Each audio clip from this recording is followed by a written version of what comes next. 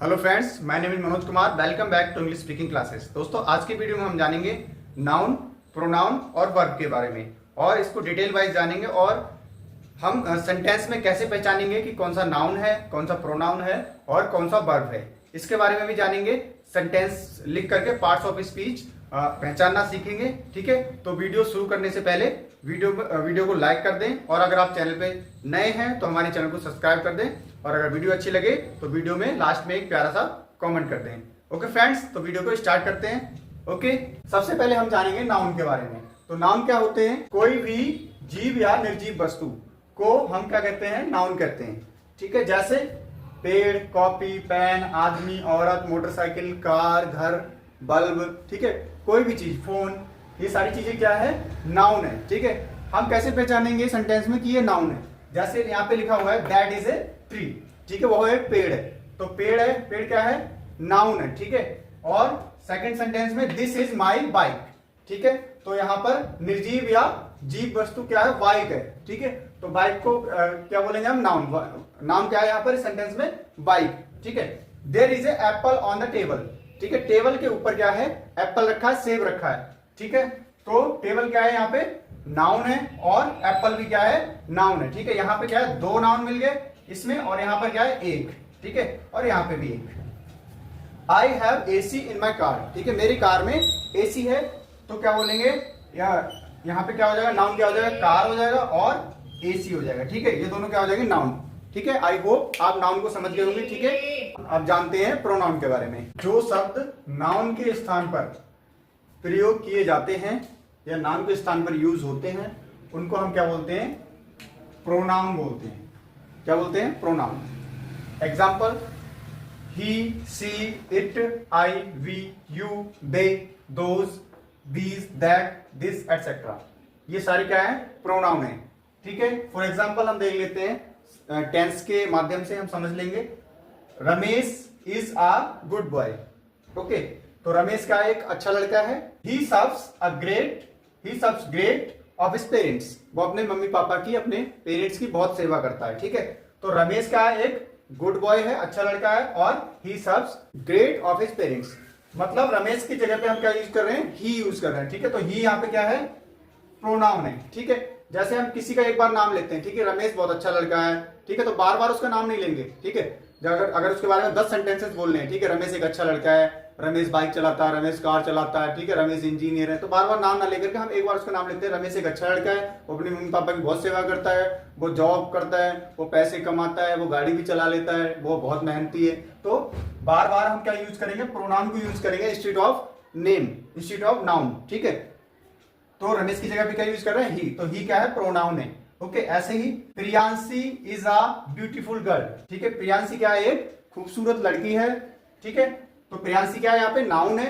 अब second sentence देखते हैं हम। सी इज अ लॉयर। ठीक है, वो क्या है? वकील है। ठीक है, तो अब प्रियांशी की जगह पे हम क्या यूज कर रहे हैं? सी।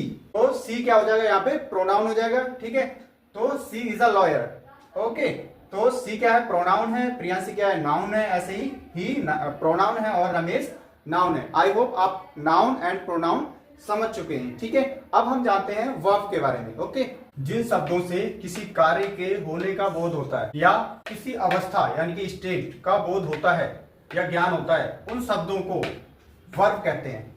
और ये दो प्रकार की होती हैं। ठीक है, फर्स्ट है जैसे example is, am, are, was, were, have, has, had, be, do, does, did, will.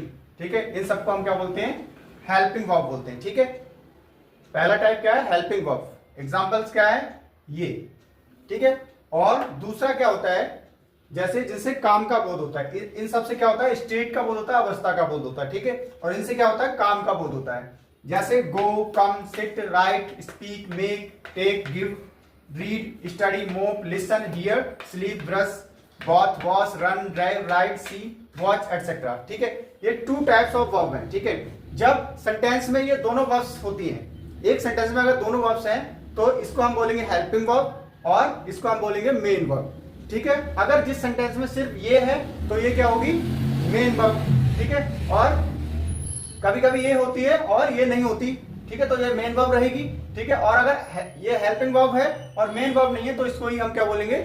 Main verb बोलेंगे। ठीक है, और विस्तार से हम जानते हैं सेंटेंसेस के माध्यम से। तो दोस्तों ये कुछ सेंटेंसेस दिए हुए हैं, इनके माध्यम से हम जानेंगे कि हेल्पिंग वर्ब्स कौन सी हैं और मेन वर्ब्स कौन सी हैं। ठीक है, ये पहला सेंटेंस है, ही हैज टेकन फूड।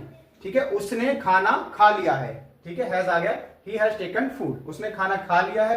अब इसमें देखिए टेकन, टेक भी क्या है, वर्ब है, और हैज भी क्या है, वर्ब है। तो यहाँ पे दो वर्ब आई हुई हैं, तो जिससे काम का बोध हो रहा है, यानी कि लास्ट वाली वर्ब को हम क्या बोलेंगे, मेन वर्ब बोलेंगे। उससे जो पहले आ रही है वो क्या है, हेल्पिंग वर्ब है। तो हैज क्या हो जाएगा, हेल्पिंग वर्ब हो जाएगा। अगर जो मेन वर्ब आ रही है यानी कि जिससे काम का बोध हो रहा है, वो वर्ब अगर सेंटेंस में उपस्थित है, अवेलेबल है, प्रेजेंट है, तो क्या बोलेंगे, उससे पहले वाली वर्ब को हेल्पिंग वर्ब। ठीक है, ऐसे ही सेकंड वाले सेंटेंस में क्या है, she is going to school, वो स्कूल जा रही है। तो जाना क्या है, काम होता है, एक्शन होता है, कार्य का बोध हो रहा है। तो ये गो से क्या हो रहा है, कार्य का बोध हो रहा है। तो ये वाली वर्ब क्या हो जाएगी, मेन वर्ब हो जाएगी, और इससे पहले जो वर्ब है उसको क्या बोलेंगे, हेल्पिंग वर्ब। ठीक है, ऐसे ही थर्ड सेंटेंस है, आई वॉज वॉचिंग मूवी, मैं मूवी देख रहा था। ठीक है, पास्ट का सेंटेंस है, वॉच मतलब मूवी देखना, मतलब कार्य करना। ठीक है, तो इससे ये वॉच क्या है, कार्य का बोध करा रहा है। तो वॉच क्या हो जाएगा, वॉचिंग क्या हो जाएगा, ये मेन वर्ब हो जाएगा, और इससे पहले की जो वर्ब है उसको हम बोलेंगे हेल्पिंग वर्ब। ठीक है, ऐसे थर्ड सेंटेंस है, इसमें भी दो तीन वर्ब आपको देखने को मिलेंगे, विल, वी और वॉचिंग। ठीक है, तो ये सब क्या है, ये वर्ब है और इससे कार्य का बोध हो रहा है। तो ये लास्ट वाली क्या है, वर्ब है, और ये इससे पहले की हेल्पिंग वर्ब, और ये भी हेल्पिंग वर्ब। ठीक है, ऐसे ही फिफ्थ वाला सेंटेंस है। ठीक है, इसमें क्या है, आई हैड स्लेप्ट, इसमें भी दो वर्ब है। ठीक है, तो अब क्या होगा, पहले वाली ये हेल्पिंग वर्ब हो जाएगी और ये वाली मेन वर्ब हो जाएगी। ठीक है, ऐसे ही इसमें मेन वर्ब, ये भी मेन वर्ब, ये भी मेन वर्ब, ये भी मेन वर्ब, बाकी इससे पहले वाली जो हेल्पिंग वर्ब। ऐसे मोबाइल इज रिपेयर्ड हियर, यहाँ पर मोबाइल रिपेयर किया जाता है। अब रिपेयर मतलब मोबाइल कार्य हो रहा है। ठीक है, मोबाइल पर, तो इससे पहले क्या है, हेल्पिंग वर्ब, और ये क्या हो जाएगी, मेन वर्ब। ऐसे ही सेवन सेंटेंस है, आई एम ए टीचर। ठीक है, मैं एक टीचर हूं, इसमें क्या है, कोई और वर्ब नहीं है, सिर्फ एक ही वर्ब है, M.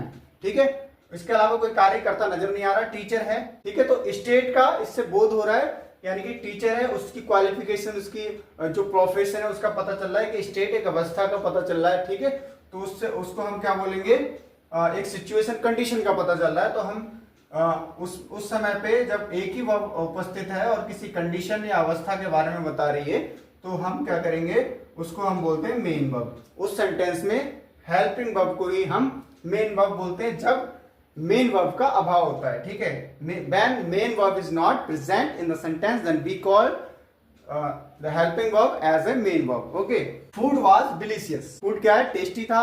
food was delicious, food tasty था या शानदार था, अच्छा था। food was delicious, तो यहाँ पे भी क्या है, कोई काम होता हुआ नजर नहीं आ रहा सेंटेंस में, there is no work in this sentence is being done। तो food was delicious, तो was क्या हो जाएगा, यहाँ पर हमारा मेन वर्ब हो जाएगा। आई होप आप नाउन, प्रोनाउन और वर्ब के बारे में समझ गए होंगे। तो दोस्तों अगर वीडियो अच्छी लगी हो तो वीडियो में एक बढ़िया सा कमेंट कर देना और चैनल को सब्सक्राइब कर देना। तो मिलते हैं नेक्स्ट वीडियो में, तब तक के लिए थैंक यू, बाय बाय, चाओ, जय हिंद।